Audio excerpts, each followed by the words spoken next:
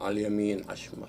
هذا تمارين، هذا بيقوي العضلات، هذا بيزيل الاحتقانات، بلين هالأغشية وهالغضاريف، وبحرك الدورة الدموية للغدة الدرقية والغدة الجاردرقية اللي بيجي موقعها ورا الغدة الدرقية، اللي مسؤولة عن إفراز الكالسيوم وتعديل مستوى الكالسيوم في الدم. الغدة الجاردرقية والغدة الدرقية مسؤولة عن الحرق وين ما يكون في كل خلايا الجسم. فأنتوا في العملية نشطوا الدرقية والجاردرقية بشكل كبير، وبالأساس احنا نشطنا الغدة النخامية. يعني إذا بدنا نيجي على الفعالية الهرمونية وراء هذه العملية، يعني هاي الحالة بتخليكم تفرزوا ميلاتونين أكتر وتناموا بشكل أفضل.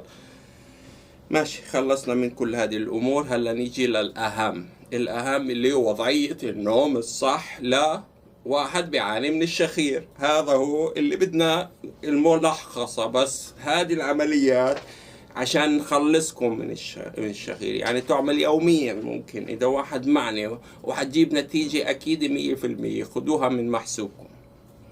وقبل ما أدخل في الطرق الثانية كمان لتنظيف الجيوب الأنفية، العطسة. يعني تحطوا فلفل، أي شيء تستنشقوه وتعطسوا. انتوا بتطلعوا هواء بسرعة 150 كيلو متر بالساعة من الحويصلات الهوائية من القفص الصدري، وبظلوا طالع لمنطقة الجيوب الأنفية. يعني 150 كيلو هدول بطلعن بطريقة سريعة. هاي أفضل تنظيف للجيوب الأنفية، العطسة. وعشان هيك نقول رحمكم الله.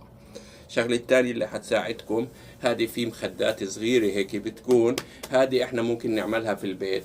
هذه ممكن نحط فيها خليط من الأعشاب وخليط من البذور. البذور أفضل بذور تحطوها فيها. عندكم السمسم، عندكم القرنفل، عندنا الحب السوداء، عندنا الخردل، عندنا الحلبة.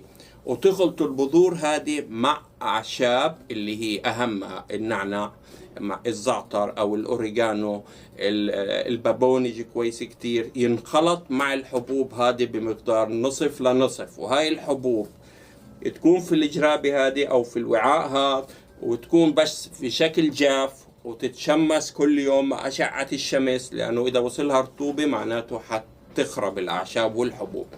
وفي هاي الحالة هذه بدها تكون رفيقتي أثناء النوم، وممكن استخدمها في وضعيات النوم اللي هلأ حنفرجيكم إياها. فباخذها معي. هذه بتوسع يعني تبخيرة ذاتية، وبتنشط الهواء اللي بدكم تناموا فيه. الغرفة اللي بدكم تناموا فيها هلأ